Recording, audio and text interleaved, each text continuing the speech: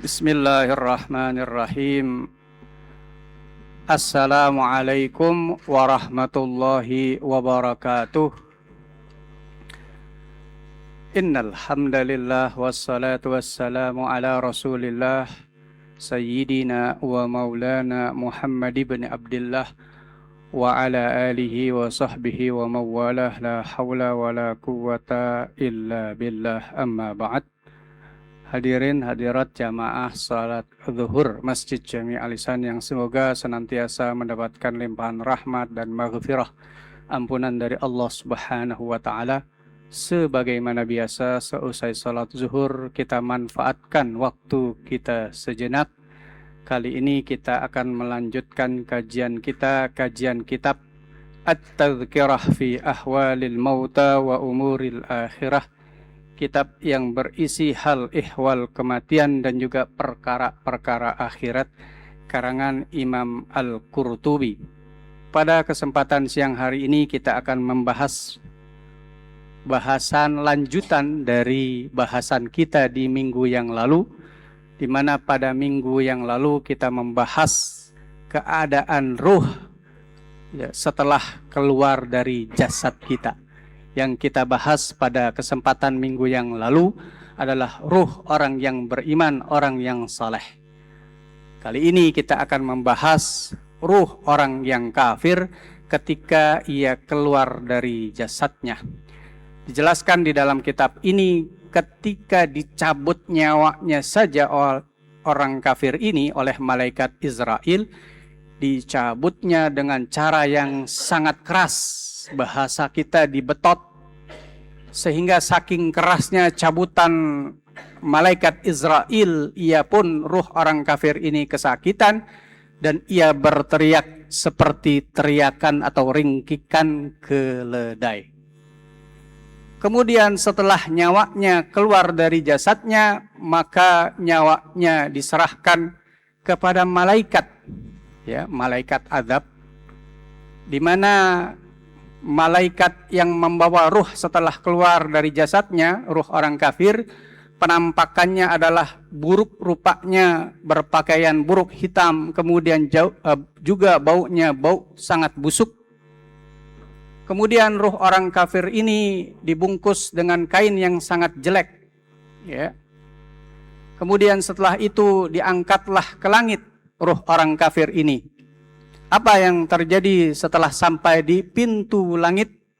Diketuklah pintu oleh malaikat yang membawa ruh tersebut.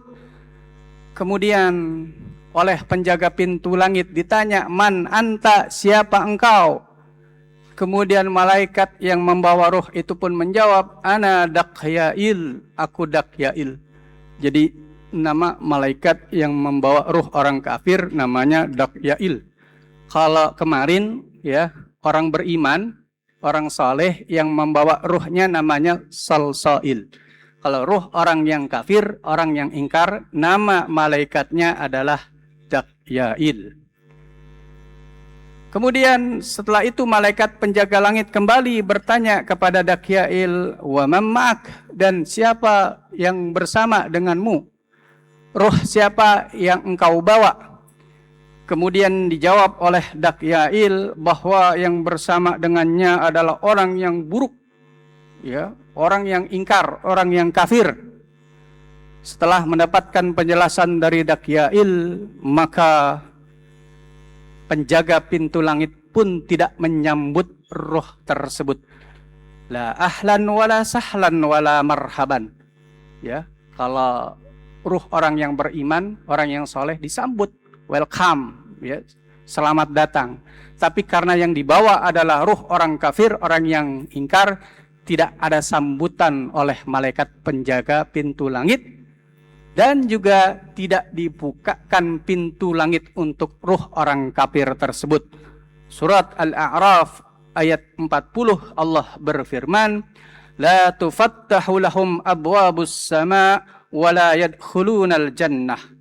La tufattahu lahum, tidak dibukakan kepada mereka, ruh orang yang kafir, abwabus sama', pintu-pintu langit, wala yadkhulunal jannata, dan mereka pun kelak tidak akan masuk ke dalam surganya Allah Subhanahu wa taala. Setelah mendapatkan jawaban dari penjaga pintu langit, tidak ada sambutan, kemudian tidak dibuka pintu langit, maka ruh orang kafir itu pun dilepas oleh malaikat Dakyail, ya, dilepas sehingga ia pun jatuh ke bumi. Dalam surat Al-Hajj ayat 31 Allah berfirman, "Wa may yusyrik billahi faka'annama kharra minas sama." Barang siapa syirik kepada Allah, maka bagaikan jatuh dari langit. Fatakhtafuhut thair, disambar oleh burung, au tahfi bihir rihu fi makanin sahik, atau diterjang oleh angin sampai ke tempat yang jauh. Ruh itu jatuh ke bumi, kemudian diambil oleh malaikat azab yang bernama Zabaniyah. Selanjutnya oleh Zabaniyah, ruh orang kafir, orang ingkar tersebut ditaruh di tempat yang namanya Sijjin, tempat khusus orang-orang kafir, orang yang ingkar. Ya, jadi kalau sekarang nih di Sijjin tuh ada pasti Abu Lahab, Abu Jahal, Fir'aun. Karena disitulah tempat ruhnya orang-orang yang kafir, orang yang ingkar. Nah, tepatnya di mana menurut riwayat Sijjin ini adalah di kerak bumi, ya, di lapisan bumi paling dalam. Itulah Sijjin, tempat berkumpulnya ruh orang-orang yang kafir, orang yang ingkar. Bagaimana dengan orang-orang Yahudi, orang Nasrani, orang munafik? Mereka pun tidak bisa sampai menembus langit, sampai langit ke-7 dan masuk ke Sidratul Muntaha bertemu Allah, itu tidak sampai. Mereka disuruh kembali, ya. Mereka sudah disuruh kembali karena apa? Karena keingkaran mereka, kemunafikan mereka, atau seandainya dia beriman tapi banyak maksiat, ia pun disuruh kembali, tidak sanggup bisa bertemu dengan Allah, dan juga diperlihatkan tempatnya kelak di surga. Jemaah sekalian, menariknya adalah ketika orang yang beriman, orang yang saleh diangkat ke langit, ya, ketika nyawanya dicabut, ia pun akan bertemu dengan ruh-ruh orang yang lebih dahulu meninggal dunia dari kalangan orang beriman dan orang yang saleh. Ya, tempat bertemunya ada riwayat menyatakan namanya Darul Bayda, ya, ada juga riwayat yang menyebutkan tempat pertemuan ruh, ya, orang beriman, orang yang saleh itu namanya Illiyin, kebalikan dari Sijjin, Illiyin, ya. Di mana ketika ruh yang baru dicabut nyawanya, orang beriman, orang yang saleh ini diangkat ke langit, bertemu dengan ruh yang sudah terlebih dahulu meninggal dunia, senior lah gitu ya, senior. Kemudian datang ruh yang baru saja meninggal dunia, ditanya oleh ruh yang telah lama meninggal dunia, bagaimana kabar fulan dan fulan, fulan bin fulan. Ruh yang lama menanyakan keadaan, kabar karib kerabatnya, teman-temannya yang ia rasa masih ada di dunia. Ya, kemudian jawab ruh yang baru saja meninggal dunia, bahwa yang kalian tanyakan itu sudah meninggal dunia. Apakah mereka tidak lewat sini, tidak bertemu dengan kalian? Ketika menyadari mereka bahwa ruh yang mereka tanyakan, teman saudara mereka, tidak bertemu dengan mereka di Darul Bayda atau di Illiyin, pahamlah mereka bahwa yang mereka tanyakan termasuk golongan ruh yang celaka.